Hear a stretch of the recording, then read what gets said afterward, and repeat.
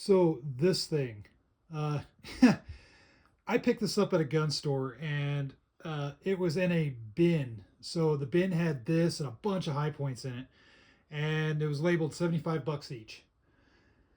I pulled this out and I said, "Holy crap! This is one of those early pre high point type guns."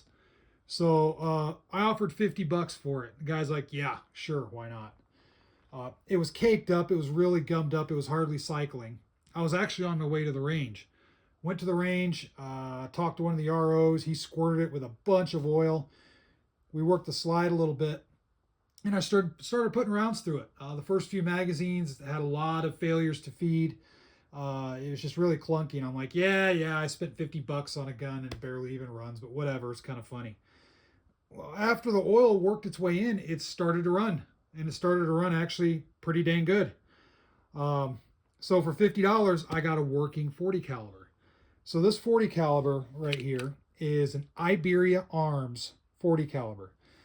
It's pre High Point days. Still made in Ohio, and you can see the how it looks like a High Point. You can see where High Point took its references from, but it is basic metal frame, metal slide. What this reminds me of, the best way I can describe this is, if you remember back in the PlayStation 1 days, when you played games like Resident Evil or whatnot, the pistols in their hand, due to the lack of graphics, were modeled as blocks.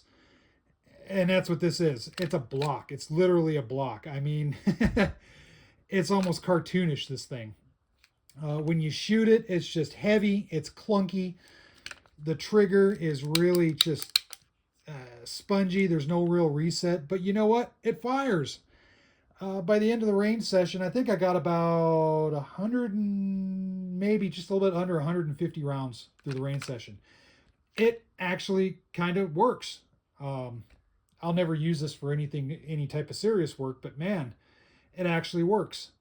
You can see on the slide serrations, it's only the very basics. I mean, it's just literally a flat piece of metal with a hole ground in the side.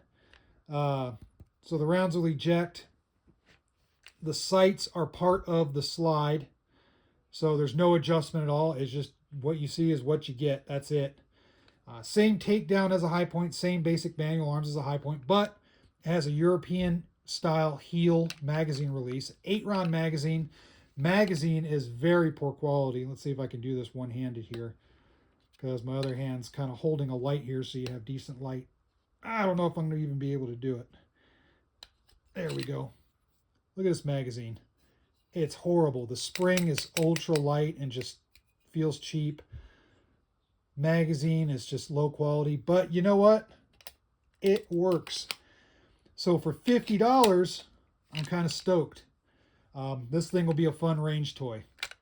I'll do more videos on how maybe you can optimize this, because there are people around the world, around the US more specifically, this is the type of gun that they might have for self-defense. So I'm going to go over a few things in another video just talking about it. Like, if this is all you have and it does work, what can you do to make it just a hair better? So we'll talk about that in another video. But yeah, Iberia Arms 40 caliber, a $50 gun. It's just kind of interesting. You can certainly do a lot better, but you know what? For 50 bucks, it's an 8+1 capacity. I mean, it's just fun. So comment below, as always, if you have any experience with these blocks. I believe the 9mm versions were called the Stallard 9mm. And I don't know if they made any 45 calibers in this early version. But the 9mm are out there too. You can find them. They're about the same size. Just chambered 9mm. I think they hold a little bit more in the mag too. Anyway, there it is. Fun little clunky gun. It's funny. You hold this up to a High Point and it actually makes the High Point look good. So with that said, hope you all are having a good day out there and stay safe.